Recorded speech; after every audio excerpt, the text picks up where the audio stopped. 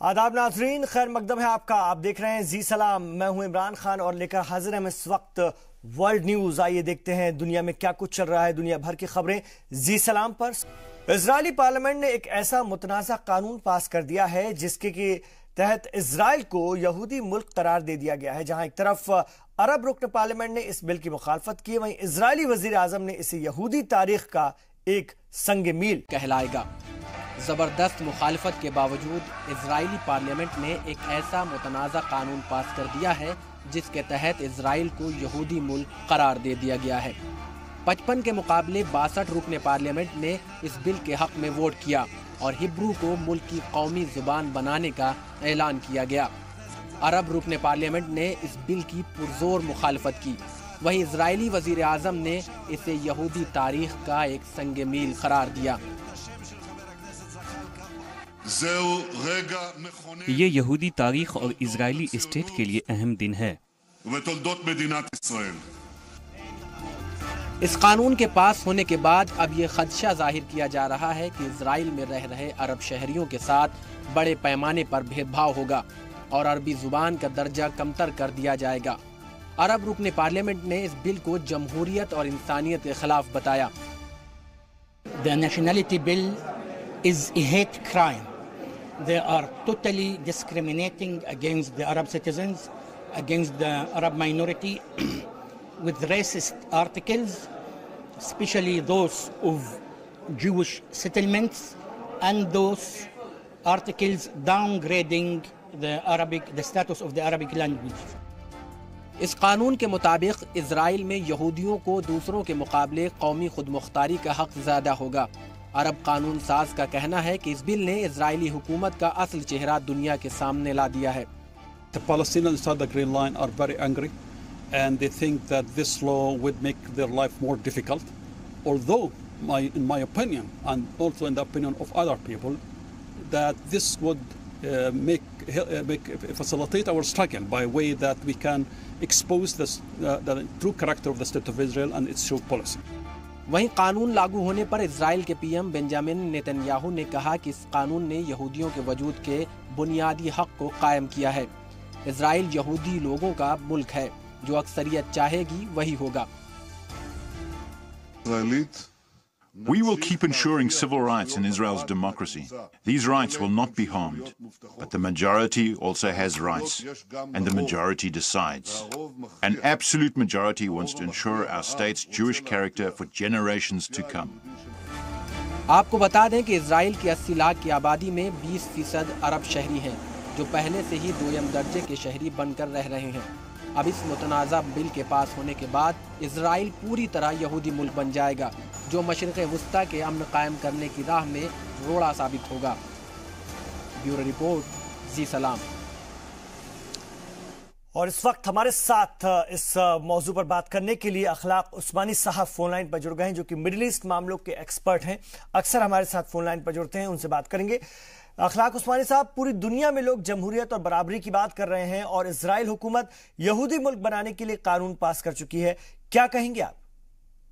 देखिए, इस आज का जो प्रपोजल है जो पास हुआ है इजरायली असेंबली में, जिसे नेसेट कहा जाता है जी, उसकी रूह में अगर आप जाएंगे तो आपको ये बात पता चलेगी कि नेतन्याहू और इनकी बीवी, ये करप्शन के चार्जेज में शदीद इनके ऊपर जांच चल रही है जी।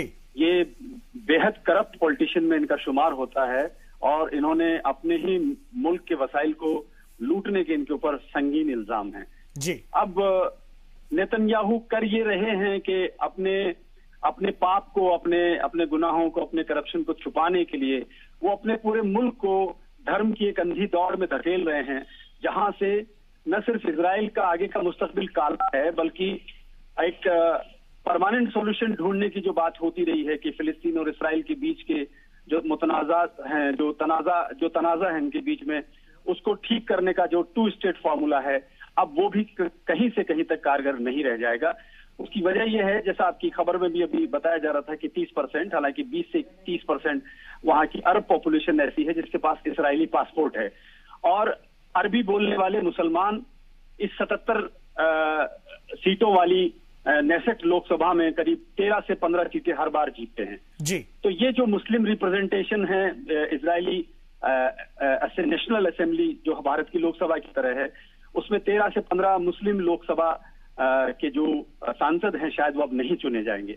तो एक तरह से पूरी तरह से रेसिस्ट और नस्ल और धर्म के आधार पर अगर इजराइल स्टेट बनता है तो मुझे लगता है कि स्टेट न सिर्फ कमजोर होगा, फिलिस्तीन के साथ इसके मज़ाकरात और खराब होंगे, और नेतन्याहू अगर अपने जिसको कहें कि करप्शन के इल्जामात को छुपाने के लिए अगर पूरे स्टेट को एक धर्म की आग में डाल रहे हैं तो मुझे नहीं लगता कि इससे इजराइल को कोई बहुत बड़ा फायदा होने जा रहा है। लेकिन पूरी दुनिया जानती है कि इजरायली कट्टर यहूदी मुल्क है इजराइल, फिर यह कानून बनाने की जरूरत क्यों पेश आई? हालांकि आपने इस पर अभी रोशनी डाली, और इजराइल की इस कानून साजी के मेरा इसी के साथ जुड़ा हुआ सवाल भी है, क्योंकि आपने कुछ हद तक रोशनी डाली, इसलिए मैं पूछ रहा हूं कि इजराइल की इस कानून साजी अरब आबादी या फिर अरब जो मुल्क हैं उनको कितना नुकसान होगा इजराइल के इस कदम से? देखिए, इजराइल को इस कानून के बाद में अगर ये कानून पूरी तरह से, अभी इसको क्वासी डेमोक्रेटिक प्रपोजल कहा जा रहा है, यानी संविधान की यानी आईन और दस्तूर की इसको मान्यता नहीं मिली है, यानी ये कानून अभी सिर्फ नेसेट से पास हुआ है, अभी ये कानून मंजूर नहीं हुआ है। सो दिस इज कॉल्ड, अंग्रेजी में इसको कहेंगे क्वासी कॉन्स्टिट्यूशनल प्रपोजल। तो मेरा ये कहना है कि अगर ये पूरी तरह से कानून बन जाता है तो इजराइल फिर डेमोक्रेसी नहीं रह जाएगा, वो एक थियोक्रेटिक स्टेट बन जाएगा, यानी धर्म पे चलने वाला एक स्टेट। अब रहा सवाल ये जो आपने सवाल पूछा कि अरबों से इनके ताल्लुकात पर क्या असर पड़ेगा, यहाँ मुझे शायद बताने की जरूरत नहीं है कि अगर 13 सांसद इनके अभी तक चुनके आते हैं जो कि अरबी बोलते हैं, जो मुस्लिम हैं, और अभी तक इजराइल के डेमोक्रेटिक नजरिए से कम कानून का फायदा उठाकर अभी तक वो संसद में पहुंच रहे थे, असेंबली में पहुंच रहे थे, वो अब नहीं पहुंच पाएंगे अगर हम इसकी पूरी रूह में जाएं और मान लें अगर ये कानून कबूल हो गया। दूसरी जो सबसे बड़ी बात है कि अगर ऐसा होता है तो अरबों का रिप्रेजेंटेशन इस्राइल स्टेट में घट जाएगा, यानी सिर्फ हिब्रू जबान बोलने वाले जो लोग हैं सिर्फ वो बाकी रह जाएंगे। तो पूरे अरब से इनका कम्युनिकेशन वैसे भी खत्म हो जाएगा, क्योंकि अरबों को सिर्फ अरबी के अलावा कुछ आता नहीं है। इसलिए मैंने आपसे कहा कि नेतन्याहू अपनी सनक में पूरे के पूरे मुल्क को एक ऐसी मोड़ पे ले जा रहे हैं जहां से इस्राइल का कुछ भला नहीं होने जा रहा। लेकिन जैसा मैं बार बार कह रहा हूं कि शायद उनको एक सनक है कि नहीं वो एक ही मजहब का, क्योंकि उन्होंने यही नहीं इसके अलावा इस्राइल को पूरी दुनिया के इसराइलियों का घर भी इसमें बताया गया इस कानून में। तो अरबों के साथ तो बेशक इनके ताल्लुकात खराब होंगे, और अभी तक अरबी जो एक दूसरी जबान थी स्टेट की वो नहीं होने से अरब के साथ कम्युनिकेशन भी खराब होगा। बहुत शुक्रिया अखलाक उस्मानी साहब इस पर अपनी राय देने के लिए। मिडिल ईस्ट मामलों के एक्सपर्ट अखलाक उस्मानी साहब को इस वक्त आप सुन रहे थे। तो इजराइल अब पूरी तरह से यहूदी मुल्क करार दे दिया गया है। इधर अमेरिकी सदर डोनाल्ड ट्रंप ने कहा है कि रूस फिलहाल अमेरिकी सियासत में मुदाखलत नहीं कर रहा है, लेकिन FBI के डायरेक्टर ने कहा कि रूस अब भी अमेरिकी जमहूरियत को कमजोर करने की कोशिश कर रहा है। देखिए ये रिपोर्ट। अमेरिकी सदर डोनाल्ड ट्रंप का रूस को क्लीन चिट देना भारी पड़ गया है। ट्रंप को बार बार सफाई देनी पड़ रही है कि रूस या रूसी सदर के साथ उनका कोई रिश्ता नहीं है। व्हाइट हाउस में काबीना मीटिंग के दौरान जब सहाफियों ने उनसे पूछा कि क्या रूस अब भी अमेरिकी सियासत में दखलंदाजी की कोशिश कर रहा है, तो उन्होंने कहा नहीं। ट्रंप ने कहा कि रूस के खिलाफ जितना सख्त कदम उन्होंने उठाया है किसी और सदर ने नहीं उठाया। Probably as well as anybody has ever done with Russia. And there's been no president ever as tough as I have been on Russia. All you have to do is look at the numbers, look at what we've done, look at sanctions, look at ambassadors not there, look unfortunately at what happened in Syria recently. And I think President Putin knows that better than anybody, certainly a lot better than the media. वहीं Trump के बयान के बरासर FBI की director Christopher रे ने कहा है कि रूस ने 2016 सदारती इंतखाबात में मुदाखलत की थी और अब भी कर रहा है। Russia attempted to interfere with the last election, and that it continues to engage in malign influence operations to this day. Aimed at our political system? Aimed at sowing discord and divisiveness in this country. We haven't yet seen an effort to target specific election infrastructure this time, But certainly other efforts, what I would call malign influence operations, are very active, and we could be just a moment away from it going to the next level. So to me, it's a threat that we need to take extremely seriously. उधर white house ने कहा कि Trump का इनकार किसी और सवाल के जवाब में था। व्हाइट हाउस की तर्जुमान सारा सैंडर्स ने कहा कि अमेरिकी इंतखाबात में रूसी मुदाखलत अभी भी खतरा बना हुआ है और इसे रोकने के लिए सख्त कदम उठाए जा रहे हैं। We are taking steps to make sure they can't do it again. Unlike previous administrations, this president is actually taking bold action and reform to make sure it doesn't happen again. But he does believe that they would target certainly U.S. elections again. आपको बता दें कि Trump ने अमेरिकी सदारती इंतखाबात में रूस को क्लीन चिट देकर अमेरिकी सियासत को गरमा दिया है। अमेरिका के सरकर्दा सियासतदानों ने अमेरिकी सदर को सख्त तनकीद का निशाना बनाया है, लेकिन ट्रंप हैं कि रूस का दिफा करने से बाज नहीं आ रहे। आखिर ट्रंप की ऐसी क्या मजबूरी है कि इस सवाल का जवाब सभी जानना चाहते हैं। ब्यूरो रिपोर्ट, जी सलाम। वहीं पुतिन ने एक बार फिर कहा है कि रूस ने 2016 के अमेरिकी इंतखाबात में कोई दखल अंदाजी नहीं की।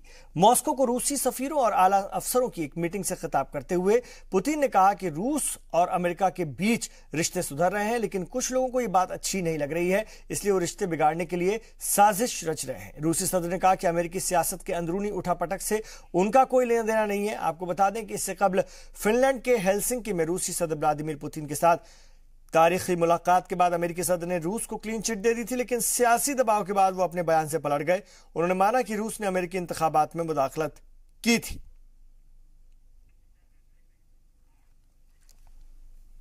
एक छोटा सा वक्फा, लौटेंगे। आप देखते रहिए वर्ल्ड न्यूज जी सलाम पर।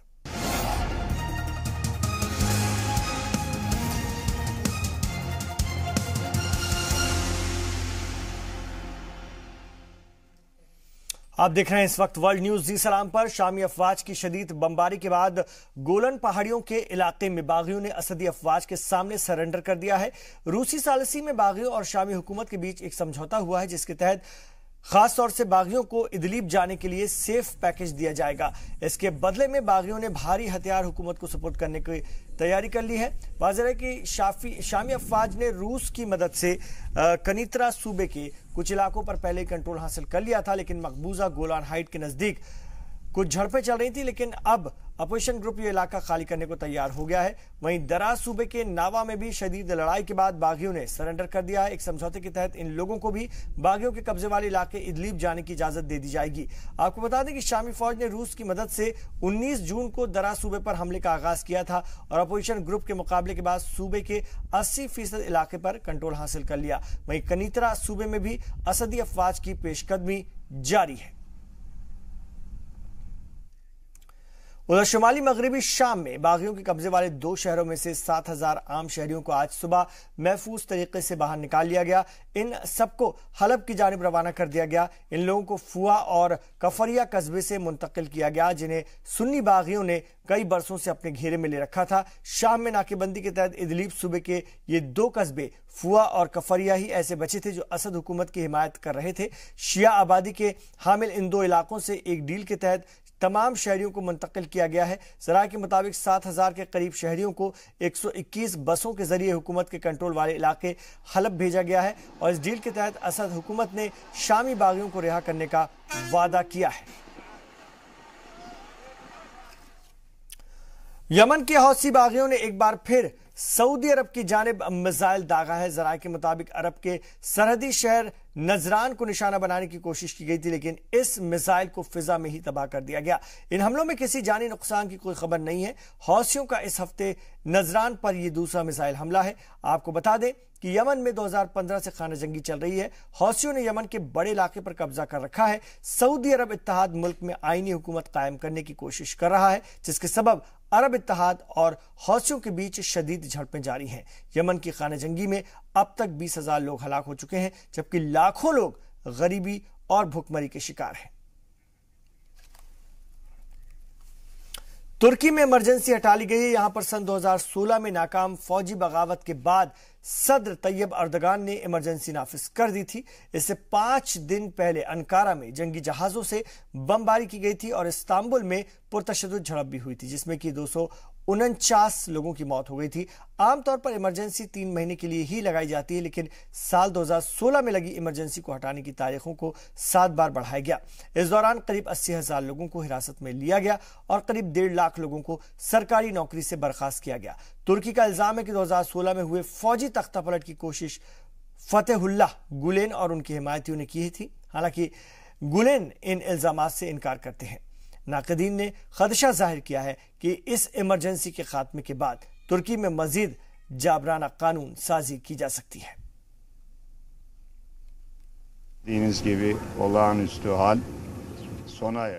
जैसा कि आपको मालूम है, तुर्की में इमरजेंसी खत्म कर दी गई है, लेकिन दहशतगर्दों और फतेहुल्लाह गुलेन नेटवर्क से लड़ने के लिए कुछ रेगुलेशन की जरूरत है। इस सिमत में जल्द ही कोई कदम उठाया जाएगा। और इस वक्त हमारे साथ डॉक्टर मोहम्मद सोहराब साहब जुड़ गए हैं, जो कि एक्सपर्ट हैं वर्ल्ड अफेयर्स के। उनसे बात करेंगे। सर, तुर्की में इमरजेंसी का खात्मा हो गया है, आखिर इमरजेंसी हटाने में 2 साल का वक्त क्यों लगा? क्या सदर अर्दगान का मकसद पूरा हो गया है? देखिए, अब अर्दोगान का क्या पूरा मकसद है वो तो अर्दोगान ही जानते हैं, लेकिन 2 साल का वक्त जो लगा है, मैं समझता हूँ कि बहुत ही कम वक्त लगा है। तुर्की में जिस सतह पे और जिस तरह के मिलिट्री कू की कोशिश की गई, उस मिलिट्री कू को बचाने में और मिलिट्री कू को बहुत ही कामयाबी के साथ सप्रेस करने में अर्दोगान की जो हिकमत अमली थी या है, वो बहुत ही कारगर साबित हुई। उसने जो मिलिट्री कू थी, वो समझिए कि पूरे सोसाइटी को डिस्टेबलाइज करता है, इसलिए कि वो सिर्फ मिलिट्री के अंदर की बगावत का मामला नहीं था, बल्कि एक बहुत बड़े सोशल मूवमेंट जिसको फतेहुल्लाह गुलेन मूवमेंट कहते हैं और जिसका नेटवर्क यूरोप और अमेरिका और इजराइल के इंटेलिजेंस के साथ है, वो उसमें इन्वॉल्व था। लिहाजा वो इतना सेंसिटिव था, इतना कॉम्प्लेक्स था और डीप स्टेट जिसको हम लोग कहते हैं, यानी जो स्टेट के पर्दे में काम करती है, स्टेट की तरह आजाद होके, उसको क्रश करना आसान काम नहीं था।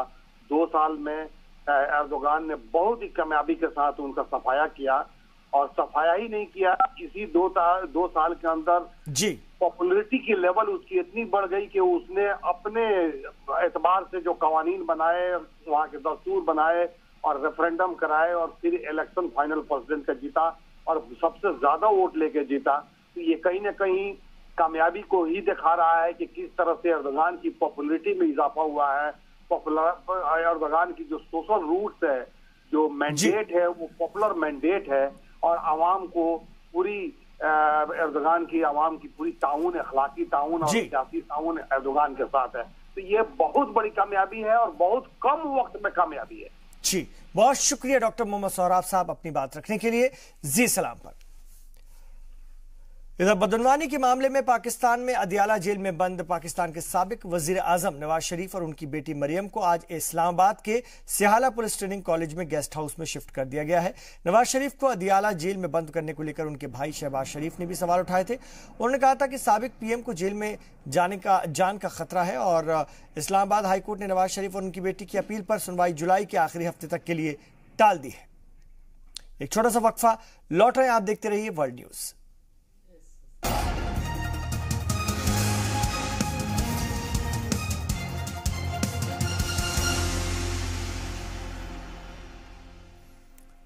आप देख रहे हैं इस वक्त वर्ल्ड न्यूज जी सलाम पर। शुमाली कोरिया और जनूबी कोरिया ने आला मिलिट्री सतह पर सीधे राब्ते के लिए हॉटलाइन सर्विस शुरू कर दी है और दोनों ही ममालिक के बीच तनाज़ा कम करने की सिमत में ये एक अहम कदम माना जा रहा है। जनूबी कोरिया के सदारती दफ्तर में आज ये जानकारी दी गई। अप्रैल में शुमाली कोरिया के लीडर किम जोंग और जनूबी कोरिया के सदर मून जे इन ने मुलाकात की थी और मिलिट्री हॉटलाइन बहाल करने पर समझौता हुआ था। वाज़ेह है कि शुमाली कोरिया ने कशीदगी के सबब 2016 में मिलिट्री हॉटलाइन को मुनक़ता कर दिया था।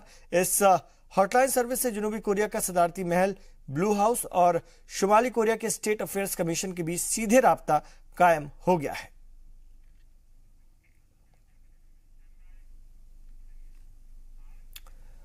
और इथोपिया और इरिट्रिया के दरमियान बैनुल-अक़वामी परवाजों का सिलसिला बहाल हो गया है। आज इथोपिया से पहली सिविलियन फ्लाइट इरिटेरिया पहुंची। प्लेन में लोग खुशी से झूमते नाचते गाते नजर आए। एयरपोर्ट पर लोगों ने एक दूसरे को गर्मजोशी से खैर मकदम किया। कई दहाइयों के बाद लोग अपने रिश्तेदारों से मिलकर तो खुश हुए, खुशी के आंसू निकल पड़े। आपको बता दें कि बरसों से इन दोनों अफ्रीकी मुल्कों के बीच जंग चल रही है, जिसकी वजह से उनके बाहमी ताल्लुकात न सिर्फ कशीदा थे बल्कि सिफारती ताल्लुकात भी खत्म हो गए थे। इथियोपिया की नई इस्लाहात पसंद अबी अहमद की हुकूमत ने गुज़िश्ता माह ही इरिटेरिया से ताल्लुक बेहतर बनाने की कोशिश शुरू की है और इसी का नतीजा है कि इरिटेरिया और इथियोपिया के बीच 20 साल बाद फिजाई सर्विस की बहाली हुई।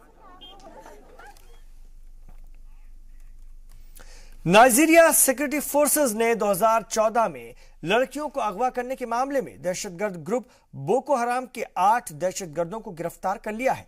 पुलिस के मुताबिक इन लोगों ने कबूल किया है कि वो लड़कियों को अगवा की वारदात में शामिल थे। नाइजीरियाई पुलिस के मुताबिक योब और बोर्नो सूबे से 22 मुश्तबा अफराद को गिरफ्तार किया गया है, जिनमें बोको हराम के 2 कमांडर भी शामिल हैं। पुलिस का कहना है कि गिरफ्तार किए गए दहशतगर्दों में 8 ने लड़कियों को अगवा करने की बात कबूल की है। फिलहाल इन्हें जेल भेजा गया है। आपको बता दें कि 2014 में बोको हराम ने 270 लड़कियों को अगवा कर लिया था। इनमें से ज्यादातर को हुक्काम ने छुड़ा लिया है, लेकिन अब भी तकरीबन 100 लड़कियों का कुछ पता नहीं चल रहा है। और साबिक रूसी एजेंट सरगेई स्क्रिपाल और उनकी बेटी पर नर्व एजेंट हमला मामले में ब्रिटिश पुलिस ने कई रूसी शहरियों की पहचान हमलावर के तौर पर की है। सीसीटीवी फुटेज की जांच के बाद पुलिस का मानना है कि स्क्रिपाल के हमले में कई रूसी शामिल थे। पुलिस का कहना है कि जल्द इन लोगों की गिरफ्तारी अमल में आ सकती है। आपको बता दें कि स्क्रिपाल और उनकी बेटी यूलिया बेहोशी की हालत में 4 मार्च को सेलिसबरी में पब्लिक बेंच पर पाए गए थे। ब्रिटेन ने इस हमले के लिए रूस को जिम्मेदार ठहराया था। हालांकि रूस ने इस हमले में शामिल होने से इनकार किया है। इस हमले में इस्तेमाल किए गए जहर की पहचान नोविचोक के तौर पर की गई। 1970 और 80 की दहाइयों में सोवियत मिलिट्री ने इस खतरनाक नर्व एजेंट को बनाया था और कुछ दिनों पहले ही सेलिसबरी में ही एक ब्रिटिश खातून की भी मौत नोविचोक हमले में हो गई थी। इस खातून का शौहर अभी भी अस्पताल में है। पुलिस इस मामले की भी जांच कर रही है। ऑस्ट्रेलिया के वजीर आजम मैकलम टर्नबुल ने कैथोलिक पोप फ्रांसिस से कहा है कि उन्हें उस ऑस्ट्रेलियावी सीनियर पादरी को उनके मनसब से हटा देना चाहिए जिसे जिनसी जराइम के इल्जामात में 12 बरस की कैद की सजा सुनाई गई है। ऑस्ट्रेलिया के आर्च बिशप फिलिप विल्सन को 1970 की दहाई में बच्चों के जिनसी इस्तेहसाल पर इसी महीने की शुरुआत में अदालत ने 12 साल की सजा सुनाई थी। एडलीट शहर के साबिक 67 साल आर्च बिशप अपने फराइज से दस्तबरदार हो चुके हैं और उन्होंने सजा के खिलाफ अपील दायर कर रखी है। वो फिलहाल जमानत पर है। Well, firstly, I will be discussing a range of issues with the bishops today. As far as Philip Wilson is concerned, he should have resigned, and the time has come for the Pope to sack him. If he is not, there are many leaders that have called on him to resign. It's clear that he should resign, and I think its time has come now for the ultimate authority in the church to take action and sack him. तो नाज़रीन, world news में फिलहाल इतना ही, लेकिन जी सलाम पर जारी है खबरों का सफर। आप देखते रहिए जी सलाम।